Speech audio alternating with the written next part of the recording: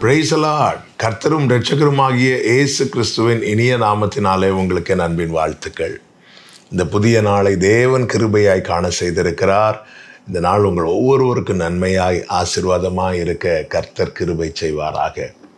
செப்பனியா தீர்க்க தரிசன புஸ்தகம் 3வது அதிகாரம் 5வது வசனம்.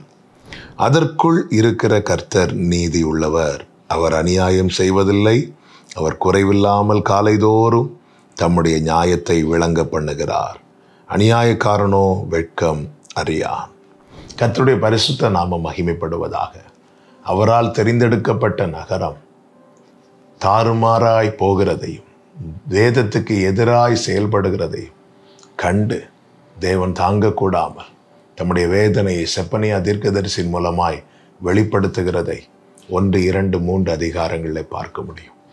3வது அதிகாரம் ஆரம்பிக்கிறதே இடுக்கண் செய்து ஊத்தையும் அழுக்குமாயிருக்கிற நகரத்துக்கு ஐயோ என்று தான் ஆரம்பிக்கிறான்.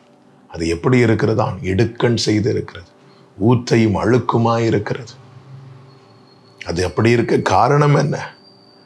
அது சத்தத்துக்கு செவி கொடுக்கவில்லை, கடிந்து கொள்ளுதலை ஏற்றுக்கொள்ளவில்லை, தேவனை நம்பவில்லை, தேவனிடத்தில் சேரவில்லை என்று சொல்லிவிட்டு 3வது வசனத்திலே அதற்குள்ளே இருக்கிற அதிபதிகள் கர்ச்சிக்கிற சிங்கங்கள், அது நியாயாதிபதிகள் ஓநாய்களாய் இருக்கிறார்கள்.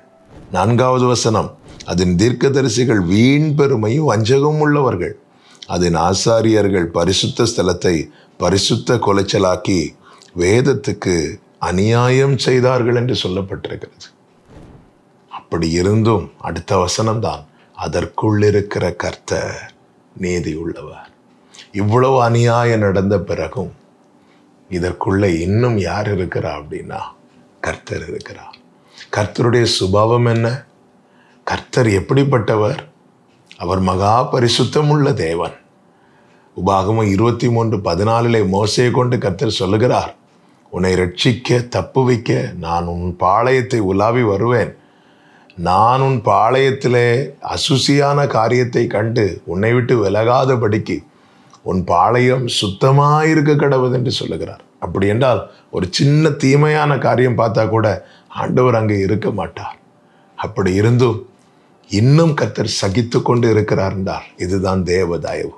என்னை கேட்டுக்கொண்டிருக்கிற அன்பு சகோதரா சகோதரி, நீங்களும் நானும் தான் தேவனால் தெரிந்தெடுக்கப்பட்ட சீயோன், அவர் வாசம் பண்ணு வாசஸ்தலம். நம்முடைய வாழ்க்கை எப்படிப்பட்டதா இருக்கிறது? இடுக்கண் செய்து ஊத்தையும் அழுக்குமா இருக்கிறதா? வேதத்துக்கு அநியாயம் செய்கிற காரியங்கள் தான் நமக்குள்ளே நடந்து கொண்டிருக்கிறதா? அப்படி என்றால் அவர் எவ்வளவு சகித்து கொண்டிருப்பார். அவர் விட்டுட்டு போக வேண்டியது, அவருடைய சுபாவப்படி அவர் விட்டுட்டு போகணும். காரணம், அவர் பரிசுத்தம் உள்ளவர்.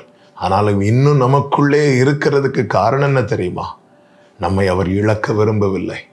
எனவே தேவ பிள்ளைகள் தங்கள் நிலையை அறிந்து உணர்ந்து சுட்டரிக்கப்படுவதற்கும் சுத்திகரிப்புக்கும் ஒப்பு கொடுக்க வேண்டியது அவசியமாக இருக்கிறது.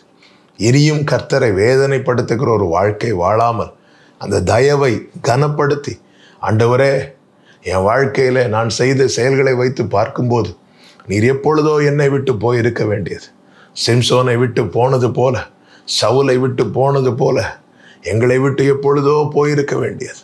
ஆனால் இன்னும் போகாமல் கிருபையாக எங்களுக்குள்ளே இருக்கிறீரே, உங்கள் அன்புக்கு முன்பாக எங்களை அர்ப்பணிக்கிறோம், உமக்கு உகந்தவர்களாய் நாங்கள் வாழ எங்களை ஒப்பு கொடுக்கிறோம் என்று அர்ப்பணிப்போமானால் நாம் தயவில் நிலைத்திருக்கிறவர்களாய் இருப்போம்.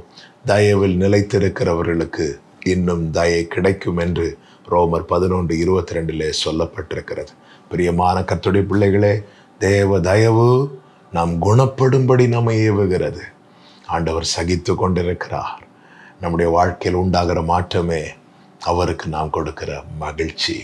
அவரை மகிமைப்படுத்துவோம், மகிழ பண்ணுவோம். கர்த்தர் அப்படிப்பட்ட கிருபைகளை தந்து நம்மை நடத்துவாராக. செபிக்கலாமா? எங்கள் நல்ல தகப்பனே, உம்மை வேதனைப்படுத்துகிற எந்த காரியம் எங்கள் காணப்படாதபடிக்கு எங்களை ஒரு விசை கூட கழுவும், சுத்திகரியும். உம்மை மகிமைப்படுத்துகிறவர்களாய், உம்மை மகிழ பண்ணுகிறவர்களாய் எங்கள் வாழ்க்கை காணப்பட கிருபை செய்யும். இயேசுவின் நாமத்தில் பிதாவே, ஆமென்.